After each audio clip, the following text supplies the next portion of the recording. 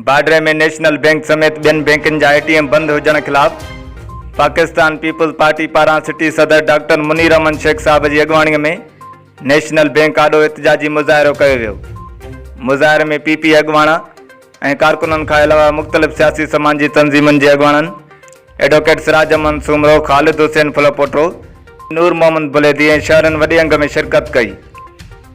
उन मौके ते मीडिया सां ॻाल्हाईंदे पीपल्स पार्टी सिटी सदर बाडरे डॉक्टर मुनीर अहमद शेख चयो त बाडरे जे अक्सर बैंकनि में लॻल एटीएम मशीनियूं बंदि या ख़राब पियल आहिनि। बैंक इंतज़ामिया पारां अक्सर खातेदारनि खे एटीएम कार्ड त वॾे शौक़ सां जारी कया वञनि था, पर बैंक अमले जी लापरवाहीअ सबबि मशीनियूं नाकारा बणिजी वियूं आहिनि। वधीक चयो त शहरनि केतिरा ई भेरा बैंक अमले खे ज़बानी तौरु लिखत में शिकायतूं कयूं आहिनि, पर अफ़सोस त उन ते को बि अमल न थी सघियो आहे।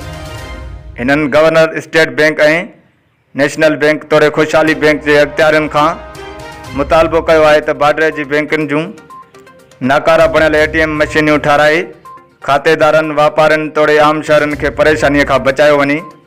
ॿी सूरत में एहतजाज जो दाइरो वधायो वेंदो।